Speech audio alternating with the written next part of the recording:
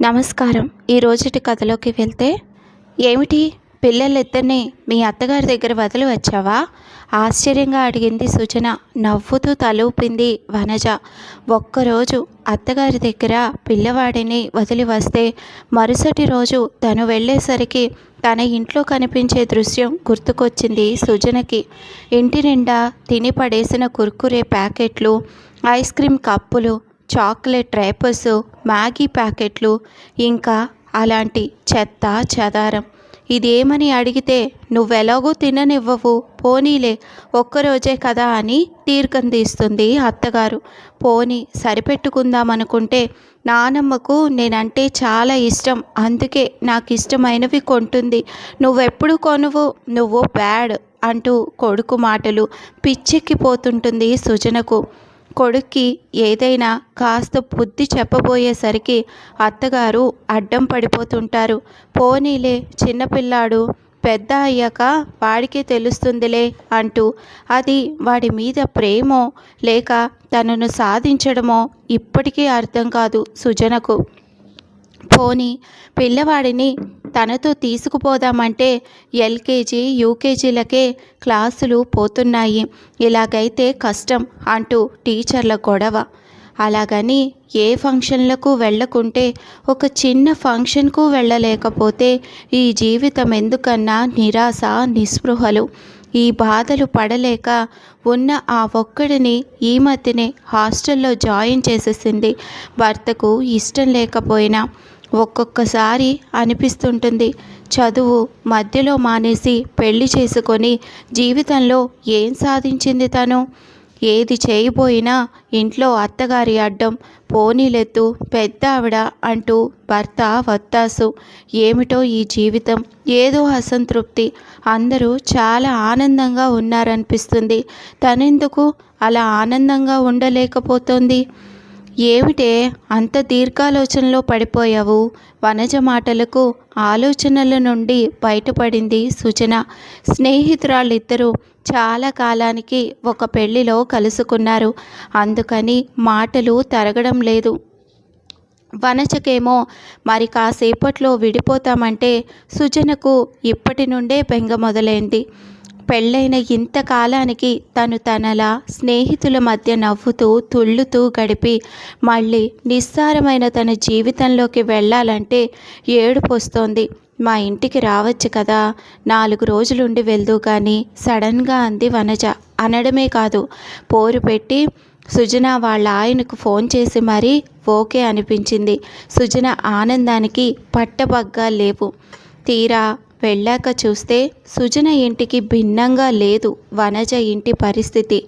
ఇంకా పని మనిషి రాలేదేమో, ఎంత జాగ్రత్త పడినా చిప్స్ తునకలు, కుర్కురే ముక్కలు అక్కడక్కడ.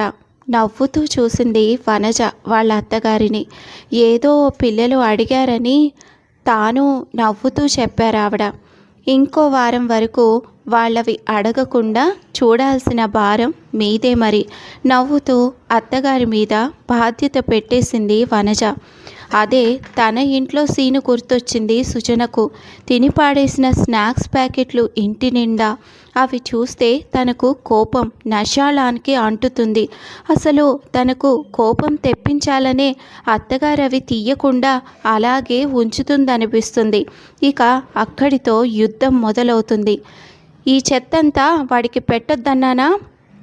తను ఉన్న ఒక్క మగనలుసుకి నచ్చినది తినడానికి కూడా లేదు ఈ ఇంట్లో. అత్తగారి కౌంటర్. ఎడముఖం పెడముఖం. ఇంకో వారం వరకు. మధ్యలో భర్త. ఏమిటే నువ్వు, నీ ఆలోచనలు? కాసేపు రెస్ట్ తీసుకో, ఈలోగా నేను వంట చేసేస్తాను. వనజ మాటలకు ఆలోచనల నుండి బయటపడింది సుజన. భలే దానివే, రెస్ట్ తీసుకోవడానికా నేను వచ్చింది? పద, నేను కూడా వంటగదిలోకే వనజను అనుసరించింది సుజన. వనజ వాళ్ళ ఆయన ఆఫీసులోనే లంచ్ చేస్తాడట. ఆడవాళ్ళు ముగ్గురు డైనింగ్ టేబుల్ దగ్గర కూర్చున్నారు. వేపుడు చేశావా? వంకాయ టొమాటో ముద్దకూర చేయవలసింది, బాగుంటుంది అంది వనజ అత్తగారు. ఈసారి చేసుకుందాంలేండి నవ్వుతూ చెప్పింది వనజ. ప్రయాణం చేసొచ్చి వంట చేసి పెడితే ఆనందించాల్సింది పోయి ఇంకా ఏదో ఉంటే బాగుండునన్న వనజ అత్తగారి మాటలకు సృజనకు నిజంగా కోపం వచ్చింది. ఆవిడ ఏదో సాయం చేసినట్లు చేసుకుందాంలేంటి అని వనజ అనడం కూడా నచ్చలేదు. కానీ తన ఇల్లు కాదు కాబట్టి గమ్మున ఊరుకుంది. భోంచేసి స్నేహితురాళ్ళిద్దరూ నిద్ర కొరిగారు. సాయంకాలం స్కూలు నుండి వచ్చిన పిల్లలిద్దరూ వనజను వదలలేదు. వంటగదిలో పని చేస్తున్నంతసేపు వనజ చుట్టూనే తిరిగారు. పనంతా చేసి వెళ్ళి నానమ్మ దగ్గర కూర్చొని హోంవర్క్ చేసుకోండి, నేను నా ఫ్రెండు డాబా మీదకు వెళ్తాం అంటే బలవంతంగా వెళ్ళారు. ఆశ్చర్యం వేసింది సుజనకు. తను ఇంట్లో లేనప్పుడు 1 గంట వాళ్ళ నానమ్మ దగ్గర ఉండాల్సి వస్తే ఆ తర్వాత తను ఏం చెప్పినా ఎదురు సమాధానం చెప్తాడు తన కొడుకు. అందుకని వాళ్ళిద్దరూ మాట్లాడుకుంటుంటే ఏ పని ఉన్నా ఆపి మరీ దగ్గరే ఉంటుంది తను. బహుశా వనజ వాళ్ళ అత్తగారు పిల్లలను చాలా బాగా చూసుకుంటారేమో తనలో తానే సమాధానపడింది సుజన. ఏమిటే ఎప్పుడూ ఆలోచనల్లో ఉంటావు అన్న వనజ మాటలకు నవ్వేసింది. పిల్లల హోంవర్క్ ఆర్తోక్తిలో ఆపింది సుజన. వాళ్ళు చేసుకుంటారులే, లేకపోతే తర్వాత చెప్తాను, మన ఏకాంతాన్ని ఎంజాయ్ చేద్దాం రా అంటూ డాబా మీదకు దారి తీసింది వనజ. మాటలు తెగడం లేదు స్నేహితురాళ్ళిద్దరికీ. భోజనాల సమయానికి కిందకి దిగక తప్పలేదు. నీ ఫ్రెండ్తో మాట్లాడుతుంటే డిస్టర్బ్ చేయడం ఎందుకని చెప్పలేదు. రామ, విశాల్ సినిమాకి వచ్చారట, ఇక్కడే భోంచేసి కాసేపు మాట్లాడి వెళ్ళిపోతానని చెప్పింది. చావు కబురు చల్లగా చెప్పారు వనజ అత్తగారు. రామ వనజ ఆడపడుచు, విశాల్ ఆవిడ భర్త. ఈ మధ్యనే పెళ్ళయింది వాళ్లకు. దగ్గరలోనే ఉంటారు. భోజనానికి వస్తానన్న వాళ్ళు ముందే చెప్తే అందరితో పాటు వంట చేసేది కదా. పోనీ కనీసం వాళ్ళు చెప్పినప్పుడైనా ఈవిడ చెప్పి ఉంటే ఈసరికి వనజ వంట చేసేది కదా. ఈసురోం అంటూ ఇప్పుడు 8 గంటలకి మళ్ళా వంట చేయాలా వాళ్ళ కోసం. వనజను డిస్టర్బ్ చేయటం ఇష్టం లేకపోతే ఈవిడే కుక్కర్ పెట్టేస్తే సరిపోయేది కదా. కోపం తన్నుకు వస్తోంది సుజనకు. నాకే ఇలా ఉంటే వనజకు ఇంకెలా ఉందో అనుకుంటూ వనజ వైపు చూసింది. వనజ ముఖంలో ఏ భావము కనిపించలేదు. వాళ్ళు వచ్చి భోజనాలు చేసి వెళ్ళేటప్పటికి అర్ధరాత్రి అయ్యింది. ఇంత చేస్తే ఆ అమ్మాయి ఏదో అమెరికా నుండి వచ్చినట్లు వాళ్ళ అమ్మగారు మరీ బలవంత పెడితే ఉండిపోయింది రమ. వాళ్ళ ఆయన ఒక్కడే వెళ్ళిపోయాడు. ఈ మాత్రం దానికి ఇంత హడావుడా, ఎదుటి వాళ్లకు ఇబ్బంది అవుతుందన్న ఆలోచన కూడా ఉండక్కర్లేదా? సుజన మనసు కుతకుతలాడిపోయింది. ఆ తెల్లవారి ఇంకో సీను. పిల్లలు స్కూలుకి వెళ్ళేంత వరకు వనజ అత్తగారు ఏం మాట్లాడలేదు. ఆ తర్వాత వంటగది చుట్టూ తిరుగుతూనే ఉన్నారు. టిఫిన్ ఏం చేస్తున్నావు? దోశలా? పెసరట్టు వేయకపోయావా? రమకి ఇష్టం. పాపం అది అక్కడ ఏం చేసుకుంటుందో లేదో. వీలైతే కొంచెం శనగ పలుకుల పచ్చడి చేయరాదు, పెసరట్టుతో బాగుంటుంది. ఇలా కూతురి ఇష్టాల గురించి చెప్తూనే ఉన్నారు. ఇంకా ఆ కూతురు లేవనే లేదు. కూతురిని లేపి వదినకు సాయం చేయమనొచ్చు కదా. సుజనకు మండిపోతోంది. తన ఇంట్లోనూ ఇదే తంతు. చూసి వంట మనిషిని పెట్టేసింది. మీకేం కావాలో వంట మనిషితో చేయించుకొని తినండని చెప్పి.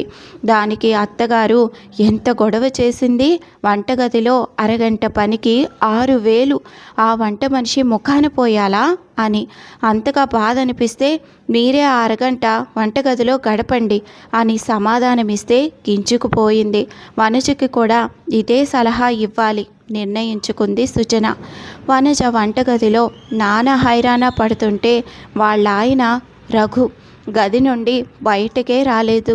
వనజే మధ్యలో కాఫీ, ఆ తర్వాత టిఫిన్ తీసుకెళ్ళి గదిలో కాసేపు ఉండి వస్తుంది.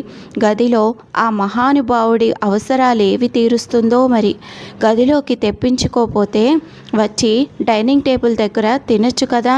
ఇదేమన్నా రూమ్ సర్వీసా? బయటకొస్తే భార్య ఎంత కష్టపడుతుందో తెలుస్తుంది కదా.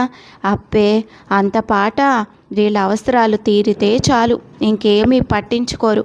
పళ్ళు పట్టపట్ట కొరుక్కుంది సుజన. భోజనాల వేళ ఇంకో సీన్.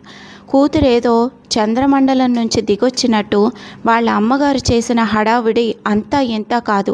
ఇది వేసుకో, అది వేసుకో, అక్కడ వండుకుంటున్నావో లేదో వదిన బాగా చేస్తుంది, ఇంకొంచెం వేసుకో, ఓ 2 రకాల కూరలు చేయించి పట్టుకెళ్ళరాదు, ఫ్రిడ్జ్లో పెట్టుకుంటే 4 పూటలు వస్తాయి అని తెగ గారాబం చేస్తోంది ముసలిది.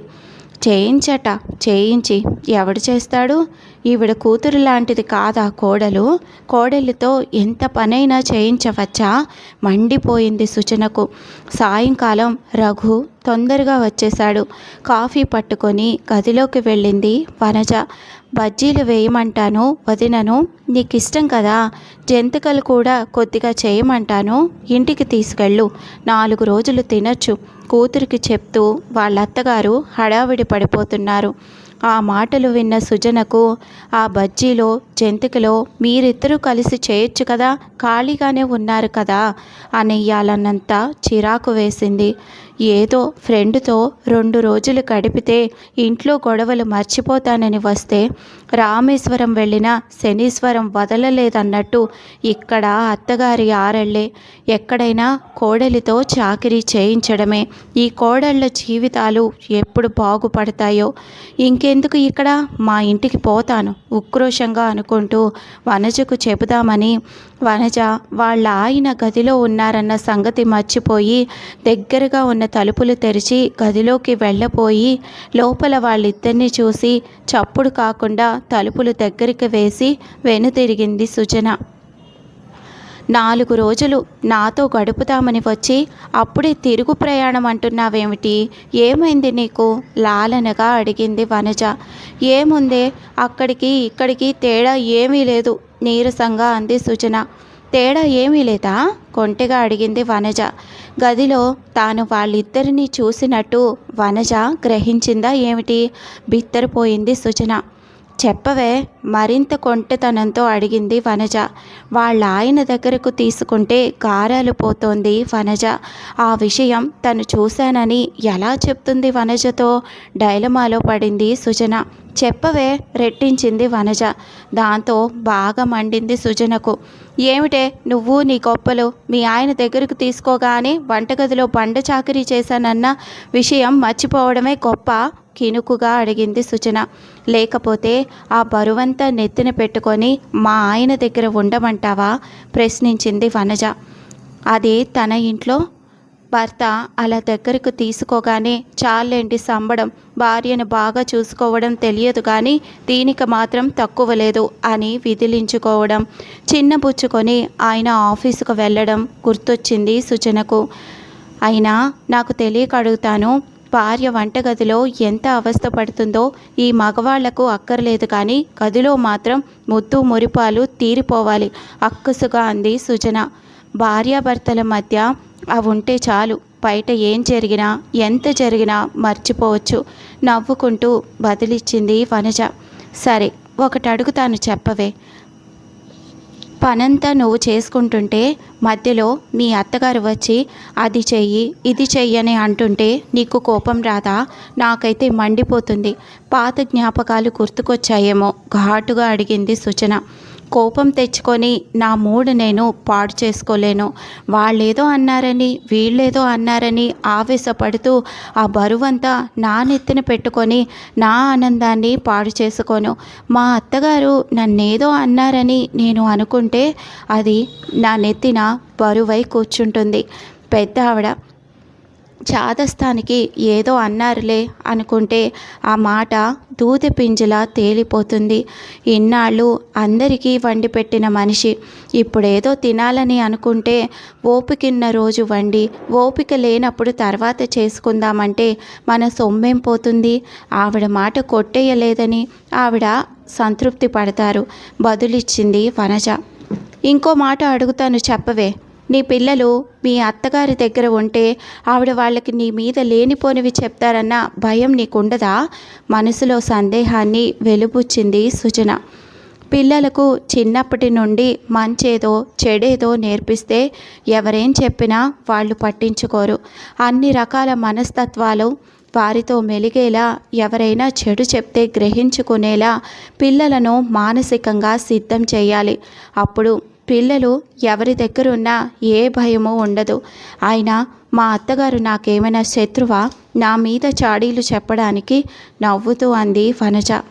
మీ ఆడపడుచు అలా కూర్చుని ఉంటే ఆవిడకు అన్నీ చేసి పెట్టాలంటే నీకేమీ అనిపించదా? మనసులో దాచుకోలేక అడిగేసింది సుజన. చెప్పాను కదా, అలా ఆలోచించి ఆ బరువును నా నెత్తి మీద పెట్టుకొని మొయ్యను నేను. 4 రోజులు పుట్టింట్లో ఉండి వెళ్ళిపోయే వ్యక్తి గురించి ఎక్కువగా ఆలోచించి నా బుర్ర పాడు చేసుకోను, ఖచ్చితంగా చెప్పింది వనజ. ఇంకో మాట, మీ అత్తగారు ఆడపడుచు నీకేమీ సాయం చేయకుండా పనంతా నీ మీదే పడేసినా ఏమీ అనని రఘు దగ్గర మామూలుగా ఎలా ఉండగలుగుతున్నావు? సందేహాన్ని వెలబుచ్చింది సుజన. భార్యాభర్తలిద్దరే ఉన్నప్పుడు వాళ్ళ మధ్య ఇంకే విషయము చొరబడకూడదు. ఆ కాసేపు వాళ్ళిద్దరూ అన్ని విషయాలు మర్చిపోవాలి. అప్పుడే వాళ్ళు సంతోషంగా ఉండగలరు.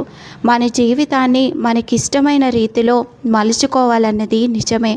అయితే అత్తగారిల్లు అంటే అందులో భర్తతో పాటు అతని తల్లిదండ్రులు, తోబుట్టిన వాళ్ళు కూడా ఉన్నారన్న విషయాన్ని గుర్తుపెట్టుకొని మెలిగితే ఏ ఇబ్బంది ఉండదు. వనజ మాటలు విని ఆలోచనలో పడింది సుజన. పని ఎక్కువైందని వంట మనిషిని పెట్టింది. 2 పిల్లలైతే చేయడం కష్టమని ఒక్కడితో సరిపెట్టుకుంది. ఉన్న ఆ ఒక్కడు మాట వినడం లేదని హాస్టల్లో పెట్టింది. అయినా తను ఆనందంగా లేదు. వనజ మాటలు విని ఆలోచనలో పడింది సుజన.